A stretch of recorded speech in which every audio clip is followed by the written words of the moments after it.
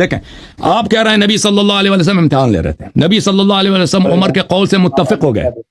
میری طرف دیکھو نا بھائی, میں کس سے بات کر رہا ہوں؟ میں سن رہا ہوں سارا, سن رہا ہوں آپ کی بات کو. سن رہے ہو؟ اگر نہیں سنو گے تو میں ختم کر دوں گا بھائی. آپ کہہ رہے ہیں نبی صلی اللہ علیہ وسلم امتحان لے رہے تھے, نبی صلی اللہ علیہ وسلم عمر کے قول سے متفق ہو گئے, ٹھیک ہے نا؟ تو مجھے یہ بتائیں کہ عبداللہ ابن عباس کیوں رو رہے تھے, اور رو رو کر کہتے تھے کہ یوم الخمیس ما یوم الخمیس, جمعرات کا دن وہ کیسا جمعرات کا دن ہے, اور پھر کہتے تھے کہ اسلام کے رضیہ کل الرضیہ, اسلام کے سارے مصائب کا جڑ یہی ہے کہ رسول اللہ صلی اللہ علیہ وسلم کو وصیت نہیں لکھنے دیا گیا. وہ احمق تھا جو راوی کا حدیث ہے, صحابہ کا اتنا بڑا مفسر ہے, محدث ہے, اتنا بڑا مفتی ہے, وہ کہہ رہے ہیں اسلام کے مصائب کا جڑ یہی ہے, حالانکہ آپ کہتے ہیں کوئی مصیبت ہے ہی نہیں.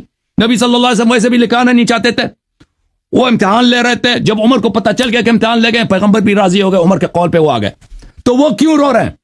اور رو کر یہ کہتے ہیں کہ اسلام کے مصائب کا جڑ یہ ہے. اور جابر کیوں کہتا ہے کہ عمر بن الخطاب نے مخالفت کی ہے نبی صلی اللہ علیہ وسلم کی؟ بسم اللہ جواب دے دو. حضرت ایسے فضول, انہوں نے 10 منٹ لیے ہیں. فضول میں شروع ہو گیا, اب جواب نہیں دے گا یہ. 10 منٹ نہیں, جواب دے دو.